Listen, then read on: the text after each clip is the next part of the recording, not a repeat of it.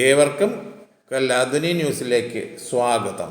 രാമജന്മഭൂമിയിലെ പ്രാണപ്രതിഷ്ഠയ്ക്ക് പങ്കെടുക്കുവാൻ ലഭിച്ച ക്ഷണക്കത്ത് അഭിമാനത്തോടെ ഉയർത്തിക്കാട്ടുകയാണ് 75 വയസ്സുള്ള ഓം ഭാരതി.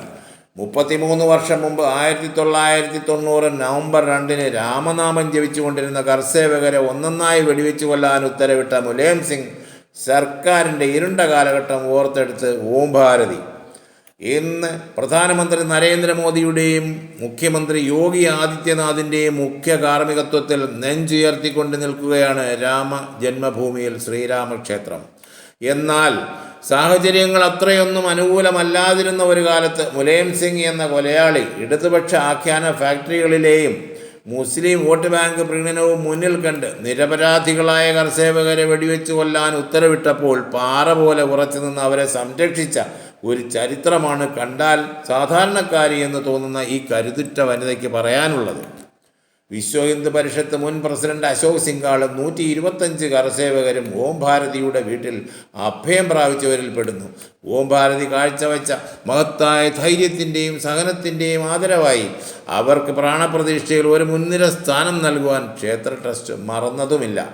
പ്രാണപ്രതിഷ്ഠയിൽ പങ്കെടുക്കാനാകുന്നതിൻ്റെ അഭിമാനത്തിലും ആഹ്ലാദത്തിലും ഒഴുകുമ്പോഴും അന്നത്തെ ഇരുണ്ട കാലഘട്ടം ഓർക്കുമ്പോൾ ഇന്നും ഓം ഭാരതിയുടെ ഹൃദയത്തിൽ ഒരു വിങ്ങലാണ്.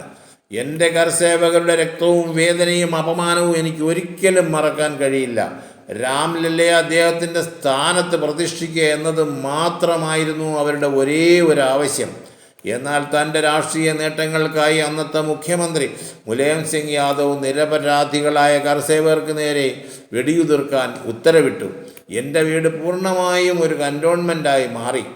125ഓളം കർസേവകർക്ക് ഞാൻ എൻ്റെ വീട്ടിൽ അഭയം നൽകി. അവർക്കുള്ള എല്ലാ ക്രമീകരണങ്ങളും ചെയ്തു. സഹോദരങ്ങളും അമ്മയും സഹോദരിമാരും എൻ്റെ വീട്ടിൽ അഭയം പ്രാപിച്ചു.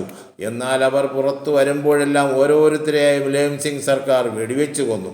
തൻ്റെ മുസ്ലിം വോട്ട് ബാങ്കുകളെ പ്രീതിപ്പെടുത്താൻ വേണ്ടിയായിരുന്നു അന്നത്തെ ഉത്തർപ്രദേശ് മുഖ്യമന്ത്രി കർസേവകർക്ക് നേരെ വെടിയുതിർക്കാൻ ഉത്തരവിട്ടത്. ഓം ഭാരതി പറഞ്ഞു, കോത്താരി സഹോദരന്മാരും എൻ്റെ വീട്ടിൽ താമസിച്ചിരുന്നു. അവർ എൻ്റെ വീട്ടിൽ നിന്ന് ഇറങ്ങിയ ഉടൻ വെടിയേറ്റ് കൊല്ലപ്പെടുകയായിരുന്നു. കർസേവകർ ഒന്നും ചെയ്തിരുന്നില്ല. അവർ ഇരുന്ന് ജയ് ശ്രീറാം വിളിക്കുകയായിരുന്നു. അവിടെ ഒരു ഹിന്ദു മുസ്ലിം സംഘർഷവും ഉണ്ടായിരുന്നില്ല, അവർ കൂട്ടിച്ചേർത്തു. ഭഗവാൻ ശ്രീരാമനിൽ ഒരിക്കലും വിശ്വസിച്ചിട്ടില്ലാത്ത പ്രതിപക്ഷ കക്ഷികൾ ഇന്ന് ശ്രീരാമനെക്കുറിച്ച് വലിയ വലിയ പ്രസ്താവനകൾ നടത്തുന്നു. പ്രധാനമന്ത്രി നരേന്ദ്രമോദിയുടെയും മുഖ്യമന്ത്രി യോഗിയുടെയും സർക്കാരാണ് ഇന്ന് അയോധ്യയിൽ രാമക്ഷേത്രം നിർമ്മിക്കുന്നത്. അവർ കാരണമാണ് ഇന്നിതെല്ലാം സാധ്യമായതെന്നും ഓം ഭാരതി പറഞ്ഞു. ഇന്ന് അയോധ്യയിലെ രാമജന്മഭൂമിയിൽ ഉയർന്ന രാമക്ഷേത്രം വളരുന്ന സ്വാഭിമാനം വീണ്ടെടുക്കുന്ന ഒരു രാജ്യത്തിൻ്റെ പ്രൗഢിയുടെ ഒരു പ്രതീകമാണ്. എന്നാൽ അതോടൊപ്പം പ്രതീക്ഷിക്കാൻ വെളിച്ചത്തിൻ്റെ ഒരു തരിമ്പ് പോലും ഇല്ലാത്തപ്പോഴും സ്വന്തം ജീവിതം ഈ മഹത്തായ നാടിനു വേണ്ടി, അതിൻ്റെ സഹസ്രാബ്ദങ്ങളോളം നീണ്ട സംസ്കാരത്തിനു വേണ്ടി ഒരു നിമിഷം പോലും ചിന്തിക്കാതെ സമർപ്പിച്ച, ആഹൂതി ചെയ്ത ഓം ഭാരതിയെ പോലുള്ള അനേകരുടെ ത്യാഗത്തിൻ്റെ, സഹനത്തിൻ്റെ, സമർപ്പണത്തിൻ്റെ കൂടെ പ്രതീകമാണ് രാമജന്മഭൂമിയിലെ ശ്രീരാമക്ഷേത്രം. ന്യൂസ് ഡെസ്ക് കല്ലാധുനി ന്യൂസ്.